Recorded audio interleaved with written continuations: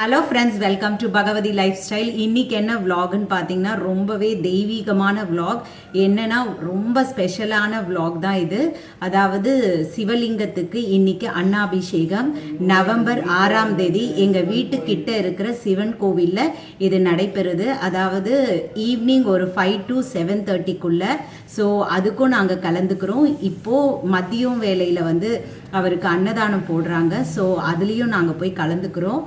7:30க்கு evening அன்னாபிஷேகம் முடிஞ்சிட்ட அப்புறம் 7:30க்கு அடுத்தது பசும்பால் அபிஷேகம். ஸோ அதெல்லாம் இந்த வீடியோவில் நீங்கள் விலாகாக பார்ப்பீங்க. அண்ட் இப்போ நான் வந்து கோவில் போயிட்டு அன்னதானம் பண்ணுறாங்க. ஸோ சிவலிங்கத்தை வந்து வழிபட்டுட்டு சிவனை வழிபட்டுட்டு அப்படியே வந்து அன்னதானமும் போடுறாங்க. ஸோ நான் இப்போ கோவிலுக்கு தான் போயின்னு இருக்கேன். கோவில் போயிட்டு வந்து நான் திருப்பியும் உங்களை வந்து மீட் பண்ணுறேன். Thank you so much. ஸோ கோவிலுக்கு வந்தாச்சு.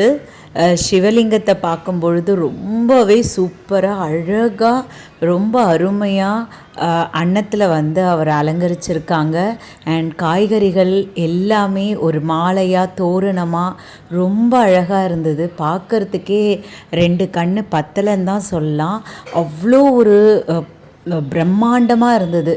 ஆக்சுவலாக எல்லாரும் வரவங்கெல்லாம் கை கூப்பி ஒரு மாதிரி கூஸ் பம்ஸே வந்துருச்சு. ஸோ என்னோடய ஃபேமிலி அண்ட் ரிலேட்டிவ்ஸ் எல்லாருமே வந்திருந்தாங்க. ஸோ கோவிலே அப்படியே நிறைஞ்சு வழிஞ்சுதுன்னு கூட சொல்லலாம். அந்த அளவுக்கு நிரம்பி இருந்தது பக்தர்கள் கூட்டம். ஸோ நிற்க கூட இடம் இல்லை. ஏன்னா அவ்வளோ அழகாக அலங்காரம் பண்ணியிருந்தாங்க. இந்த மாதிரி ஒரு அலங்காரத்தை அன்னாபிஷேகம் பார்க்கறதுக்கே கோடி புண்ணியம் நமக்கு தேவைப்படும். ஸோ அதனால் உங்களுக்கும் அந்த புண்ணியம் வந்து சேரட்டும், எல்லாமே வந்து இறைவனால் நிகழட்டும் அப்படின்ற மாதிரி நான் இதை பார்த்துட்டு இருந்தேன். ஸோ சூப்பராக இருந்ததுங்க. அடுத்தது பார்த்திங்கன்னா பசும்பால் அபிஷேகத்துக்கு தான் ரெடி பண்ணிகிட்டு இருந்தாங்க. அடுத்த அபிஷேகம் வந்து பசும்பால் அபிஷேகம். முதல்ல அன்னாபிஷேகம் பண்ணிட்டாங்க. ஸோ அன்னாபிஷேகம் பண்ணி அப்படியே அலங்காரம் பண்ணிட்டாங்க. அன்னத்திலேயே அலங்காரம் பண்ணி முடிச்சுட்டு கொஞ்சம் 1 மணி நேரம் கழித்து அதெல்லாம் எடுத்துட்டு பசும்பால் அபிஷேகம். ஸோ பசும்பால் அபிஷேகம் தான் இப்போ நந்தீஸ்வரருக்கு பண்ணிகிட்ருக்காங்க. அடுத்தது லிங்கேஸ்வரருக்கு. ஸோ இதெல்லாம் பார்க்குறதுக்கு நம்ம ரொம்பவே கொடுத்து வச்சுருக்கணுங்க. அவ்வளோ ஒரு சந்தோஷமாக, அவ்வளோ மனநிறைவாக, ரொம்ப தெய்வீகமாக ஒரு மாதிரி மெய் சிலுத்துருச்சுங்க. ஒவ்வொரு தருணமும் எனக்கு அப்படி தான் இருந்தது. எல்லாருமே வந்து ரொம்பவே வந்து பக்தியில் ஆழ்ந்துட்டாங்கன்னு சொல்வேன். ஏன்னா எல்லாருக்குமே வந்து அன்னைய தினம் வந்து ஒரு மாதிரி ப்ளசண்ட்டாக டிவைனாக ரொம்பவே பக்தியில் இருந்தோம். அன்னாபிஷேகன்றது வந்து வருஷத்தில் ஒரு தடவை வர்றது.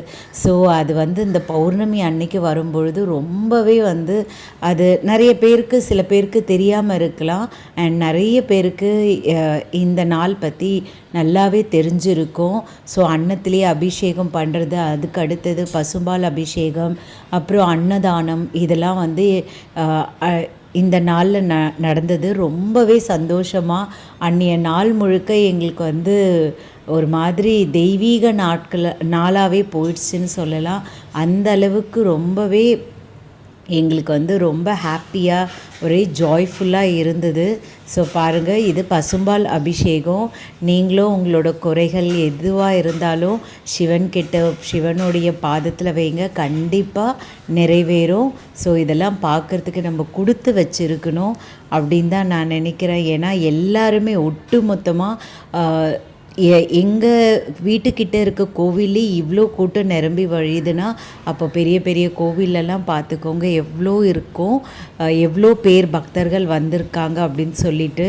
ஸோ எல்லாருக்குமே அவங்கவுங்க குறைகளை சொல்கிற அந்த குறைகள்லாம் எல்லாமே நிறைகளாக மாற்றி எல்லாருக்குமே ஒரு ஆனந்தம், எல்லா சகல செல்வங்களும் வந்து சேரணும் அப்படின்னு சொல்லிட்டு நான் எல்லாருக்காகவும் வேண்டி இருந்தேன். ஸோ எனக்காகவும் வேண்டினேன். இது நான் வந்து வாய் வார்த்தைக்காக சொல்லலை. உண்மையிலேயே அங்கே நடந்ததை நான் உங்ககிட்ட ஷேர் பண்ணிக்கிறேன். ஸோ இது நிறைய பசும்பால் வந்ததுனால ரொம்ப நேரம் இந்த இதுவும் நடந்துகிட்டே இருந்தது. அபிஷேகம், பாலாபிஷேகம் வந்து ரொம்ப நேரம் நடந்துகிட்டே இருந்தது. அதை பார்க்குறதுக்கு வந்து ரொம்ப சந்தோஷமாக எல்லாருக்குமே ஒரு ஆனந்தமாக இருந்தது. ஸோ நான் வந்து சிவபெருமானுக்கு நான் நன்றி சொல்கிறேன். ஸோ எல்லாருக்காகவும் நான் வேண்டியிருந்தேன். அண்டு இந்த நாள் வந்து எப்படின்னா வந்து ஒவ்வொருத்தரும் அவங்கவுங்களுக்கு பிரசாதம்லாம் கொண்டு வந்தாங்க.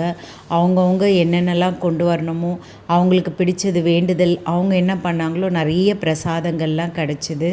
ஸோ அங்கே வந்து எல்லா கடவுளும் ஒட்டு மொத்தமாக அந்த கோவிலில் சங்கமம் ஆயிருப்பாங்க. அண்டு சிவனோட பிரகாரத்தில் மட்டும்தான் வந்து கூட்டம் வந்து ரொம்பவே அலைமோதிச்சு அப்படின்னு சொல்லுவேன். அந்த அளவுக்கு பக்தர்கள் கூட்டம் நிரம்பி இருந்தது. உங்களுக்கு புரிஞ்சிருக்கும் நான் திரும்ப திரும்ப இந்த வார்த்தையை நான் சொல்கிறதுனால எவ்வளோ பக்தர்கள் வந்திருப்பாங்க அப்படின்னு சொல்லிட்டு. என்னோடய சேனல் உங்களுக்கு பிடிச்சிருந்தால் சப்ஸ்கிரைப் பண்ணுங்கள், லைக் பண்ணுங்கள், ஷேர் பண்ணுங்கள் அண்ட் கமெண்ட் பண்ணுங்கள். உங்களோட ஒவ்வொரு லைக்கும் ஒவ்வொரு சப்ஸ்கிரைபும் என்னோட மிக மிக மிகப்பெரிய மோட்டிவேஷன். ஸோ நீங்கள் பண்ணுற அந்த சப்ஸ்கிரைப் மூலியமாகவும் தம்ஸ்அப் மூலியமாகவும் மட்டும்தான் நான் நிறைய வீடியோஸ் அப்லோட் பண்ண முடியும். ஸோ என்ன மாதிரியான ஹவுஸ் ஒய்ஃபை நீங்கள் தான் என்து பண்ணி இந்த சோஷியல் மீடியாவில் வலம் வர செய்யணும். ஸோ அபிஷேகம் முடிஞ்ச அடுத்தது பன்னீர் அபிஷேகம் தான் பண்ணியிருந்தாங்க. ஸோ அதுவுமே ரொம்ப பார்க்குறதுக்கு ரொம்ப பிரம்மாண்டமாக சூப்பராக இருந்தது. பார்க்குறதுக்கு கண் கோடி வேணும் அப்படின்னு சொல்லலாம். அந்த அளவுக்கு ரொம்பவே அழகாக மன திருப்தியாக எவ்வளோ நம்ம பிரச்சனைகளில் நம்ம வந்து இருக்கோம். ஸோ கோவிலில் நம்ம வந்து உள்ளே நுழையும் பொழுது நமக்கு வந்து ஒரு திருப்தியோ ஒரு நிம்மதி ஒரு ஆனந்தம் இருக்கும் இல்லைங்களா. ஸோ அதுதான் நான் வந்து அங்கே எல்லாருக்குமே கோவிலுக்கு போனால் ரொம்பவே அமைதியாக ரொம்ப வந்து தெய்வீகமாக இருக்கும். அதனால தான் எல்லாருமே நிறைய பேர் வந்து கோவிலுக்கு நம்ம ஏதாவது வந்து ஒரு மாதிரி டிப்ரெஷனில் இல்லை ஸ்ட்ரெஸ்டாக இருந்தால் உடனே கோவிலுக்கு கிளம்பி நம்ம போயிடுவோம். ஸோ அந்த விஷயம் கோவிலுக்கு போன வாட்டி நமக்கே வந்து புரிய வரும். ஸோ இப்போ அபிஷேகங்கள்லாம் முடிஞ்சிடுச்சு. அதுக்கு அடுத்தது திரை போட்டு ஐயனை மூடிட்டு அதுக்கு அடுத்தது அலங்காரம் பண்ணி திரையை ஓப்பன் பண்ணுவாங்க. அது வரைக்கும் ரொம்பவே ஜாயாக இருந்ததுங்க. ஏன்னா எல்லாருமே எங்கள் வீட்டுக்கிட்ட இருக்கவங்க எல்லாருமே அங்கே சங்கமம் ஆயிருந்தாங்க. ஸோ ஒருத்தர் நாங்கள் வந்து எல்லாருமே ஒரு மாதிரி கெட் டுகெதர் மாதிரி எல்லாரும் ஜாய்ஃபுல்லாக இருந்தோம். ரொம்பவே ஹாப்பியாக இருந்தது. ஸோ அலங்காரத்துக்கு ஓப்பன் பண்ணிட்டாங்க.